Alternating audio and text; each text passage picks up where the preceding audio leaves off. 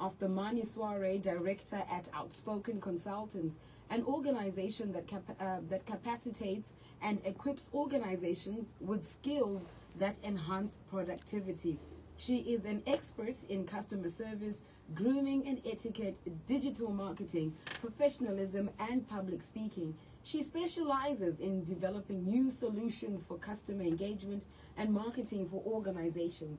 She has trained over 250 SMEs under different development programs, board member at CCAZ and World Vision. In 2017, she was the Mandela Washington Fellow, Terra International Graduate Contact Center practitioner.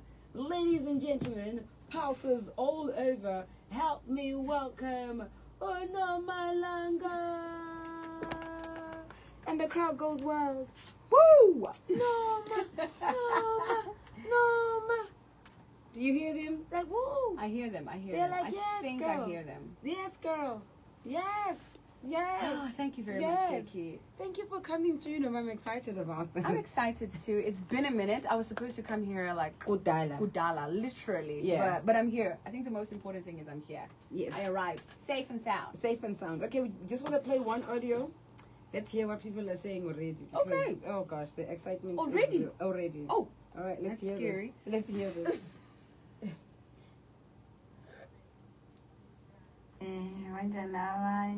Mina ngiyaphila. It's Mama Junior in Milton Park.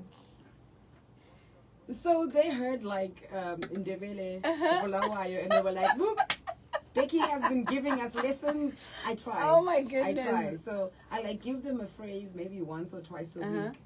So far I've taught them, you know, how to be excited when something good has happened. Nice. Yeah, you know, yeah, and yeah. how to link it into a sentence Nice. and when to use it and so you know, we try to put Well, them that's in. good. That's good. Congratulations to the lady who sent it. Hi, I hope she's Yes. listening. No, she is like tuned in. She's definitely tuned Great. in. So we've got Norma, who is an industry friend of mine, and how we met was quite interesting. I don't really remember the exact moment we met, but I do remember the sit down we had when I came over to Bulawayo, and I didn't know what to expect. Because when you read people's profiles or when you see what they're doing, you kind of like go, you know, with your guard up 2 seconds. Yeah, I know what you mean. And then I had this sit down with you, and I'm like, there is no way she's this cool. I'm actually a really nice person, guys. Yes, Like, you are. I think I am. No, you are. So you I can't. are. Yeah, no. Let me not blow my own, you know, horn. But Hear it from me. Thank you. Vibe check was correct. Vibe check. Because I'm all about vibes. Yeah. I'm all about vibes. And trust me, if that vibe was not right that day, I'm like, hey, anyway, you know what? I'm rushing. yeah, no, It's I good gotta to see go. you. Good Yeah, to see you. No, gotta but I'm go. happy and I love your work. Congratulations. I love the work that you're doing here. Thank you. It's really exciting. Thank you. Yeah. And I think, you know, we're going to bounce off each other really well in future. Absolutely. So I'm very radosha. No. Do I too bad? And the do I too bad. All right, so we want to get to know Norma a little bit more, so we're going to rewind it all the way back to your childhood. But Oh, not like, wow. Not like baby, all right? Not like baby. But we are going to say maybe from grade 7. Okay. Let's start from grade 7. Yeah. But if there is a time before grade 7 that you want to touch on that was a moment of realization for you, please, by all means, go there. But let's take it from grade 7, and then we can work our way around from there. Do you know what? I think grade 7 is a good time. I went to David Livingstone here in Harare. I came from Bulawayo, I think like around grade 5. So my parents threw me into David Livingstone. My Shona was like, there was no Shona in me. So I'm in a different community, different culture. And I was just like, you know, it's just like a young girl. I got bullied like when I was in grade 5. Why would you be bullied? I think I was bullied because of the language barrier. Because I was like comfortable speaking in English, but when everybody else was speaking like in Shona, it was like, yo, like it's not working. So I asked this lady next door, I'm like, can you please teach me how to speak Shona? I literally have 3 months. So I would go to her house, I would listen, she would teach me. I think my Shona is like not too bad. But apparently there's like a little accent when I'm speaking Shona. I seem to know Taura, guys. Like, I think my Shona is not bad. I think, yeah, no, not how. So, so afterwards, I went to Form 1 Girls High. Girls High, that's the one in the CBD. I really enjoyed it there, man. It was fun. My parents, I think my parents were like, okay, let's see what she's going to do. But I think I kind of fell on like the naughty girl side. And I was enjoying myself. Like I was meeting the boys from... What are those schools? Churchill, Prince Edward, Alan Wilson. My mom was like, oh, hell to the no. It's not happening. It's not happening not on my watch. She was like, I'm taking you to the rural area. So I then was shipped from Girls High. My parents took me to Tegwani. Tegwani is like a super, super mission school. So I got there from being like, you know, a girl. I'm like, wow, I'm about to explore life. Yo, I went to Tegwani. And when I got to Tegwani, it was like, just super hard. It was like hard. Hardcore mission. It was hardcore mission. I went to Usher. Yeah, so you see, those are like the vibes. So I went to Tegwani mission school. It was hard for me. Like first day we're running, there's athletics. It was just too much for me. We're in the bush. It's cold. Like what are we training for? Yeah, like what is going on? So after that, I think I just kind of went into a little hall. I was like, whatever, you know. So I mean, I was always like a leader though. It helped me. I think my parents made a good decision. Because I calmed down and I started focusing on school. So that's how I then started getting good grades. After that, went to A-level, same. Actually, I passed my O-levels and then I wanted to go to like a private school. My mom was like, oh, hell no, you're going back. So all my friends left me. They went to private school and I was the only one who stayed behind in mission school. So, you know, I didn't like that. I really didn't like that. Because I felt like... Did it create a gap with your friends? There was a little gap because every holiday now when I'm like trying to hang out with them, there was just always like, okay, they're talking about like private school stuff and I'm still in mission. Like, oh, I know. My mom was like, nah, we're not having that. So after that, I had to go to varsity. My dad was like, you have to go to university. So my dad applied for me and I got a bachelor in social sciences. Okay. First year, I hated it. Sociology, it was just too much for me. I'll just sit in the class. They chose for you? Yeah, my dad chose for me. He was like, you need to get to varsity. So I did Bachelor of Social Sciences in first year. Okay. And then, like, I think after the first term, I went back and I reapplied. And I said, let me try law school. Because I think I want to speak in front of people. So I did law. And then after actually, around third year, I was like, I really love law, but I'm not so sure 100%. So I started working when I was in third year. So I was a student, and then at the same time, I used to work at this law firm for about 3-4 years. Graduated. After graduation, I worked for about 2 years, and then I decided to come back to Zim. When I came back to Zim, I didn't have a plan. I thought I was going to get a job. I didn't get a job. I spent, I think, almost about 5 years without a job. Technically, like I didn't have like your corporate job that I wanted. So I used to work at church. So you can imagine, you know, people, relatives, family, everybody used to laugh at me like, why are you working at church? You've got like a law degree. But you know what? For me, working in church was the best thing that ever happened to me. Which church did you work for? River of Life. Because that's the church that I was at. So I worked for my pastor. I was my pastor's assistant. I used to be in charge of the events. I had so many responsibilities in church. But it is those responsibilities in church that actually helped me to discover what I wanted to do.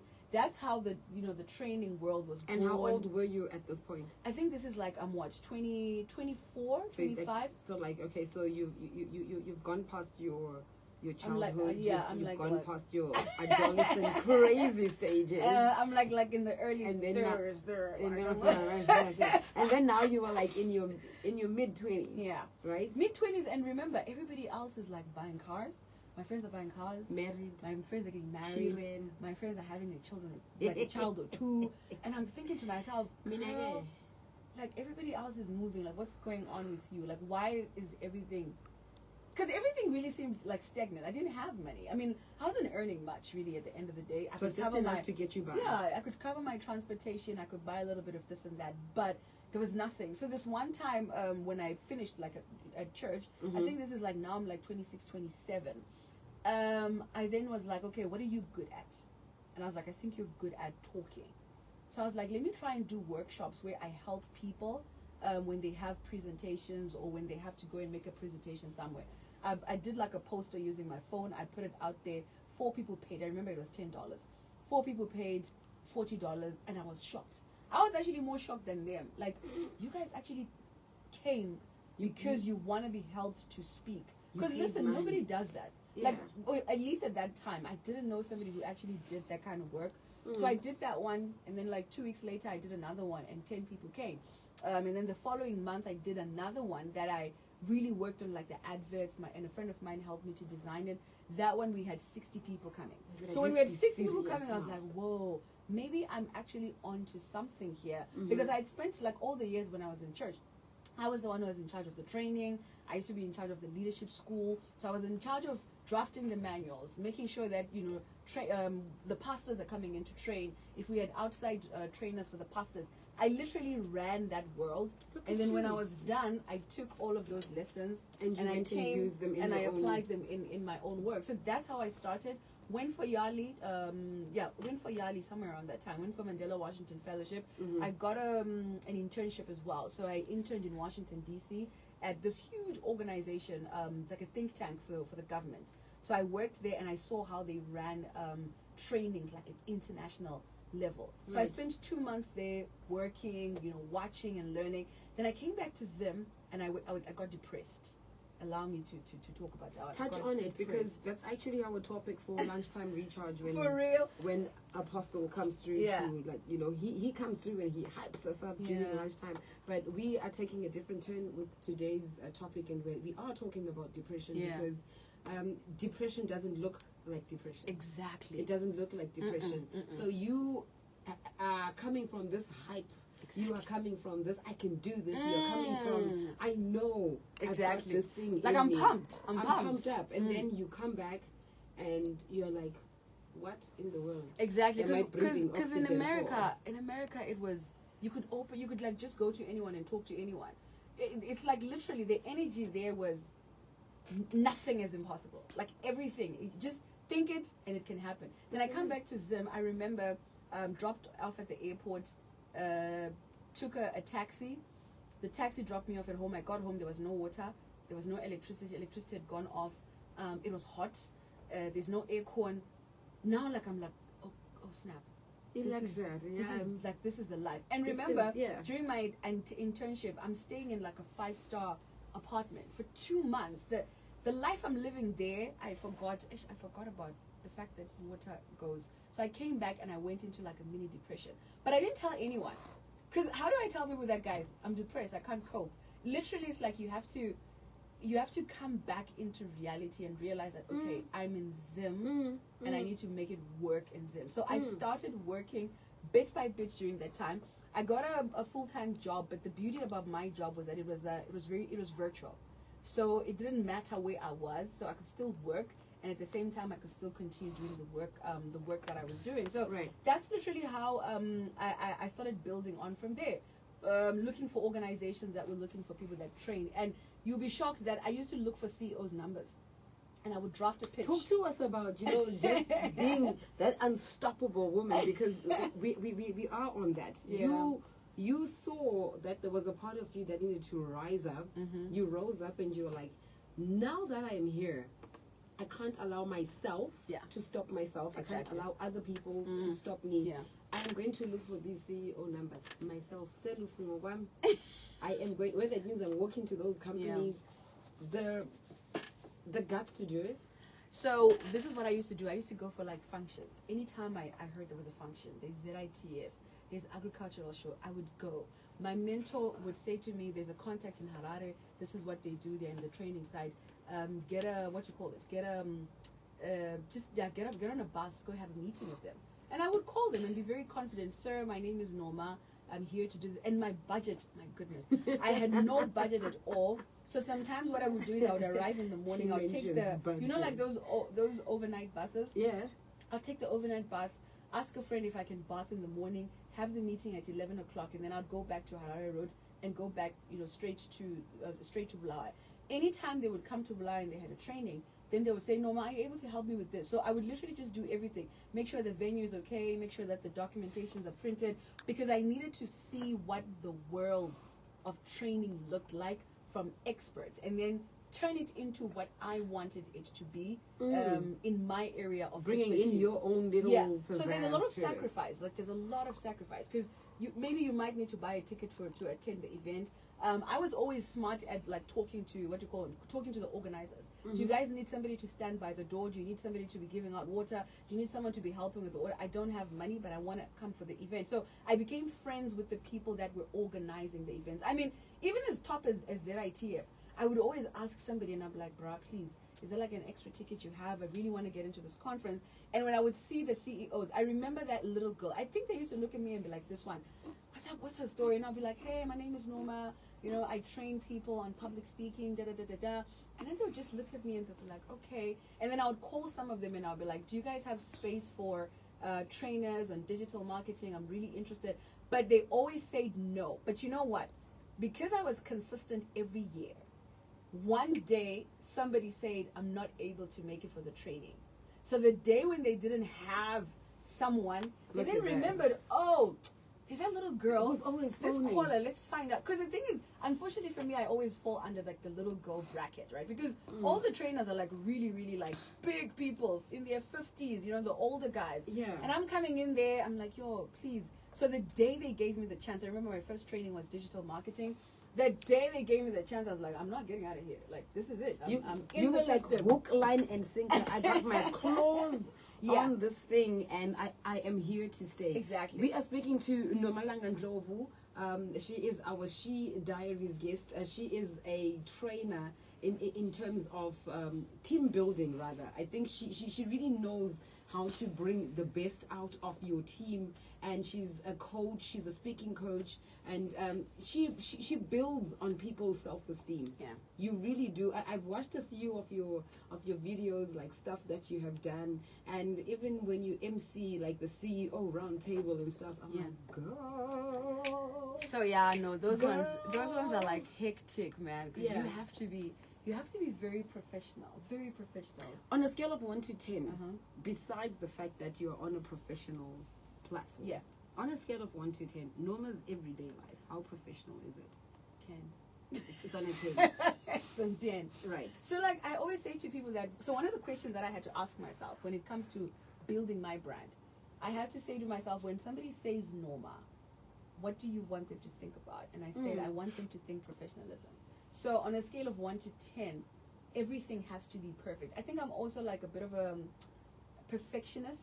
Everything has to be perfect. From how I talk to a customer, how I appear in front of a customer. I'm really, really serious about first impressions because you only have 10 seconds to make a good impression of a person.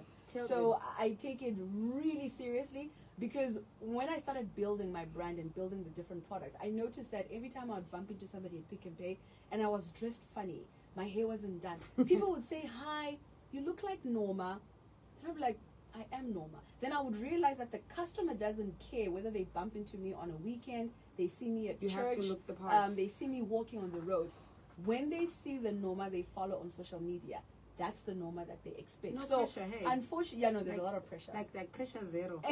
So like literally everything. I think I'm only not professional at home. So when I get home, that's when I'm like, whoo, let's remove this. Like let's relax. So you have to be very intentional, unfortunately. If you're not willing to go the extra mile, then you're always going to have like loopholes. I mean, listen, you're not going to be 100% perfect, but you have to try to be perfect even in your imperfection. It's hard. I stay close to a shopping center, and there's times where I want to dress like I'm homeless. You know what I mean? Exactly. I want to dress like I'm homeless. Because the homeless look. But that homeless look is the most comfortable look ever, because half the time, this is who Becky is. If she's in jeans, there's heels somewhere and a blazer. Like, the brand must speak. The Becky brand. Yeah, the Becky brand must speak. But then there are times where I don't want to be Becky. I want to be Rebecca. Exactly. Right? Exactly. I want to be Rebecca, and I want to wear my branded t-shirt. You get a t-shirt. You know those t-shirts. Yeah. You always have those t-shirts, actually. T-shirt. Roadshow. I know. Like, there's a lot of those. I want to wear my t-shirt. I want to wear my tracksuit bottom, and I want to wear my slides or something, and then just move. So one day I did that. I will never do it again. I will never do it again. So there's that difference between the Norma that people see when you're on stage, when you're on those platforms training, when you're coaching, and when you're doing your events and everything. Then there's the Norma at home. And I think the trick is to know when to bring out which Norma. Exactly. How long did it take you to do that balancing? Do you know what? I think maybe let's say it took me about 3 years to kind of master it. Okay. But I think the professional Norma is the one who's pretty much always in charge, like all the time. I mean, even my friends are like, dude, like close the laptop. I'm like, but this is who I am. Like, I have to be the professional person, because it's only a few people that then have access to the normal person. But unfortunately, you know, when you build your brand, one of the things I've noticed is that there's a time and a place where you don't own yourself anymore. Ooh. So people own the brand. Like, people will tell you, no, I bumped into Becky. Becky was not like this. It's because the people own the brand. The people tell you what they want with that particular brand. So you have to be very strategic. You have to have those moments and just a few people that really know who the intimate person is. And unfortunately, you can't allow every single person to come and see that, because some people don't have the right intentions. So you have to be very, it's, you know, it seems so harsh, but you have to protect the image that you have built, because that's the image that brings in the money. So, and sometimes people don't get that. They'll be like, oh no, you know, she's snobby, she's that. But it's not that she's snobby. You just have to protect that person, because other people will come in. They want to look for like those loopholes. They want to look for that weakness, and they'll use that weakness against you. And now you have a whole big problem. So that balance is quite important. It's quite important. It's hard, but it's quite important. Because, I mean, listen, I love your work. If I was to bump into you somewhere doing controversial stuff, I'm like, what's going on with Becky? Oh, dude, don't even go there, because something happened. Anyway, 0719100404 is the WhatsApp number to get in touch with us. If you want to be part of this conversation with Unoma, who is a consultant extraordinaire, she also does corporate training, she does public speaking training, and she hosts the Money Soiree. Before we get into the Money Soiree, with the background that you gave us, mission school, working for the church, finding your voice, the Mandela Washington Fellow, all of that put into perspective of how Norma starts her day. Exactly. What's your typical day like? Okay, so 5 o'clock I'm up. I'm switching off the microphone because I okay. No, but I'm telling the truth, Becky. Okay, I think it's me being jealous. People who wake up at 5, the people who wake up at 5 make me sick. Okay, so I'm up at 5 and I go to the gym. All right. I haven't been to the gym, well, the whole of last week because of the event we're hosting. But 5 a.m. I'm at the gym. I need to leave the gym at about, okay, so between 5 and 5:30, I need to be on my way to the gym. I need to arrive at the gym at 5:30, and then I walk for 15 minutes, little jog, because my trainer really like goes very hard on me. So he starts me like at about 10 to 6. Shout out to Tony. So Tony takes me through, you know, the workout up until 7. 7, I literally rush home, take a bath, and I need to be out of the house by like 8, 8:15, and then I need to be at the office. So it depends. If I feel like going to the office, I'm there at the office by 8:15, and I literally will be sitting on my chair up until 5. On a day when I don't want to be in the office, I normally go to the coffee shops. I love coffee shops. They help me. They just help me to be creative. I know. So I love coffee shops. So I'll just go to a coffee shop, work there for like 2-3 hours. I literally have like a designated spot, and I just sit there. I like seeing people. I like talking to people once in a while. It gives you ideas and all. So that's how it is. But you know what? I think moving forward now, I'm giving myself a break. Like now I'm like, okay, the gym, I'm not going to change the gym part. Okay. But I think sometimes when I'm feeling tired, I'm allowing myself to say, okay, today is 3 o'clock. It's okay. I think I'm in my tired era. I think I'm in my tired era. I tried to read that book. What's it called? The 5 a.m. Club. Yeah, the 5 a.m. Club. Trying to put myself and my mind in that. Becky, you're going to wake up at 5. Yeah. I think I did pretty well in 2023, but then I fell off the wagon and I never went back onto it. And there's nothing wrong with starting, I guess. I am now more of an evening person than a morning person. I like that. So when I hear people say I wake up at 5, I'm jealous. That's the honest truth. I'm like really jealous because I want to get back there, but there's a part of my body that's just saying, "Hlala phansi, where do you want to go?" Just relax. Just relax. Yeah. So I'm on my relaxed side of things, but I will still get work done. And I've learned to allocate as opposed to balancing my time, because I try to balance it and it's just, you know, I think the part I'm not focused. For me, one of the things I've realized is it's important to say, what does Norma want? Because 5 a.m. is good. It's someone's plan, and that 5 a.m. Schedule worked for them. But I think for me, I'm getting to a place where I'm like, what does Norma want to do? There are days when I can work up until 8 o'clock. There are days when I look at myself and I'm like, yo, today you did very well. Then there are days when I'm tired and I just want to have coffee with my friends. And I call my friends and I'm like, dude, let's do coffee. Let's have breakfast. Let's have lunch. And I relax. So I think sometimes it's okay to give yourself a break. You brought a very important aspect there on friends and being able, friends, and being able to call them up and say, let's do coffee. It means you guys are on the same wavelength. Yeah.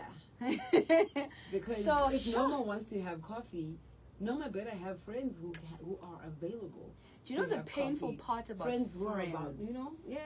The painful part about friends is, you read a lot of books and people say that the higher you go, the more it's important for you to go with people that are on that same trajectory, right? And I think sometimes it doesn't necessarily mean financially, but the most important thing is the mental aspect, because there are times when I didn't have like any money, I couldn't afford coffee, but I had friends who knew that it's only a matter of time before she's able to make her own money. So they kept me around. They covered me, on that lunch date. They covered me on that. They covered me on that tea or that breakfast that I wanted to have.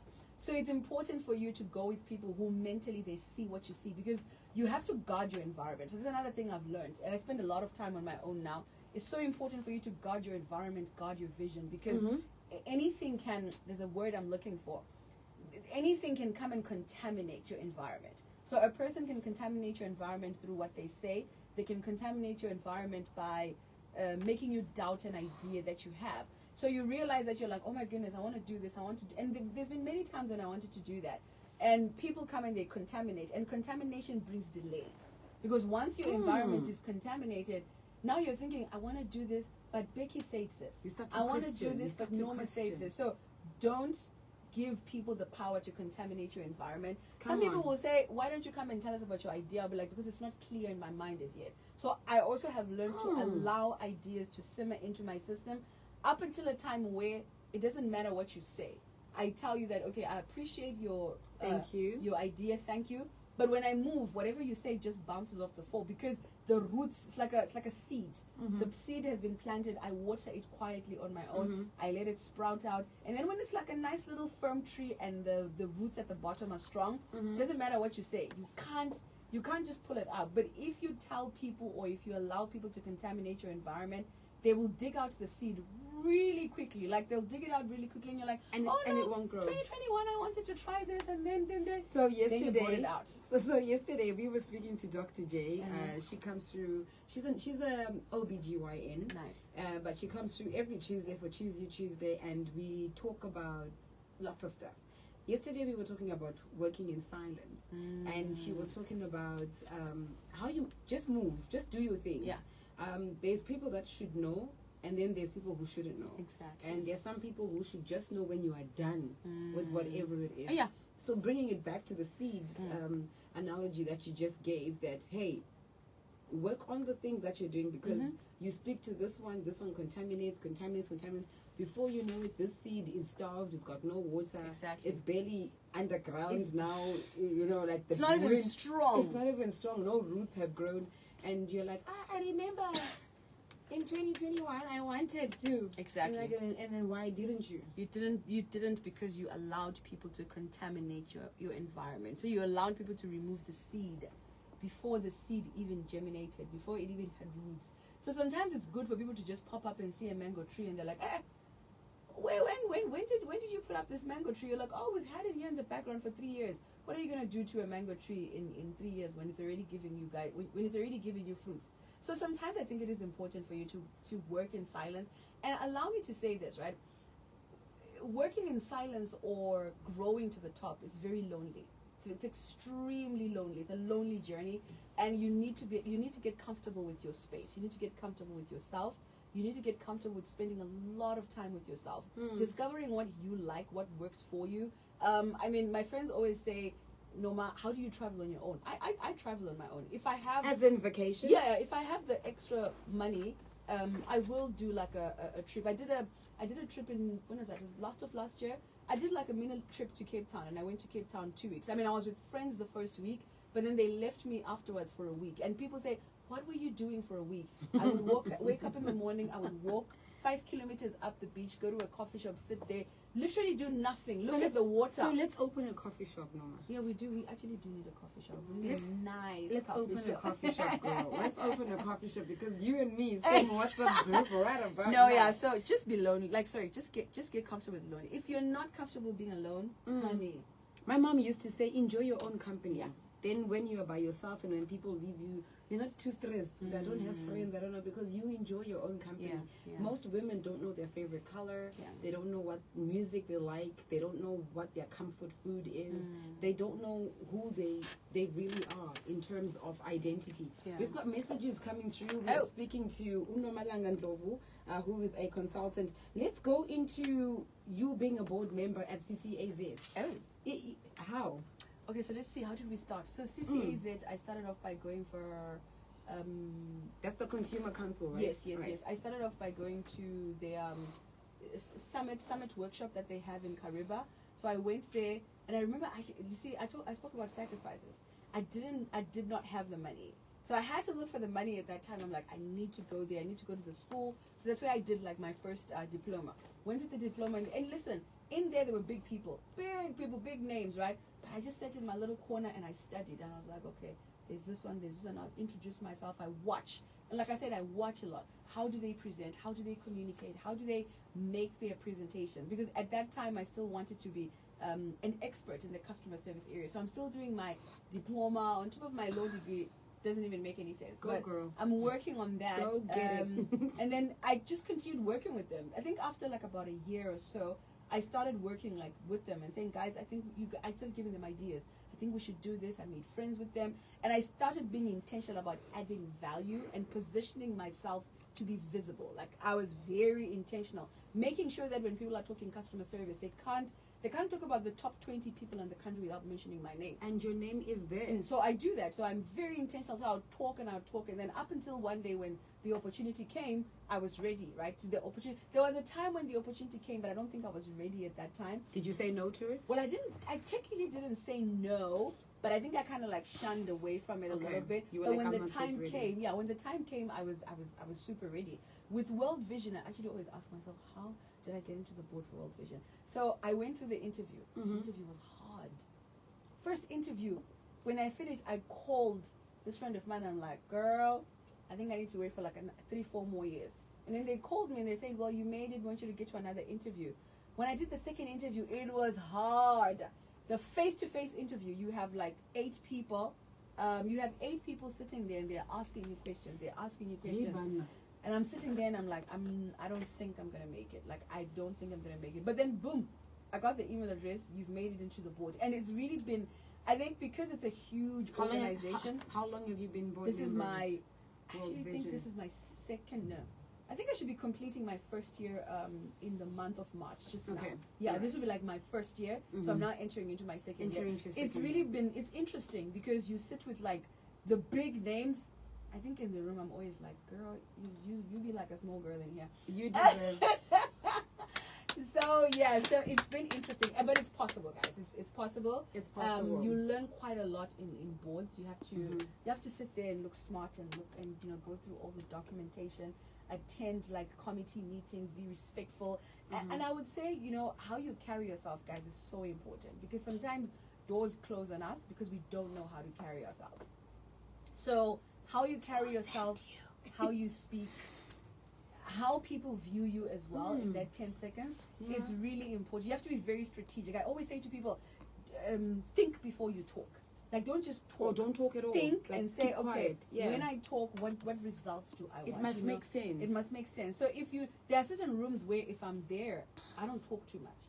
Like, if all the people in there are smart, I just sit there and I'm always like the mentee and I'm asking questions. Wow, I really like that. How did you then move from here to there? So I ask questions. I don't start saying, no, you see me, because you're gonna expose yourself. You're gonna show people how dumb you are because you're saying the wrong things in the wrong space. So in certain spaces, just be known as the girl who is asking questions. She wants to learn, and stop this thing of asking people, can you please be my mentor? Girl, position yourself so first. tell me, how do you respond to messages like that? Can you please be my mentor? Because I get them quite a bit, and some I ignore. I don't want to be rude, but I'm thinking, no. I've said to people, you don't need me to mentor you physically. Just keep following on social media, and then send in questions if you can. I try to give time sometimes when I can, where I'll respond. I'll say, send me questions, and I'll respond to questions, and I will tell you to do it. And I always say to people, it's hard for somebody to just mentor you, because mentorship is about chemistry. So I have mentors. I have a lot of mentors, but some of them don't even know that they're my mentors.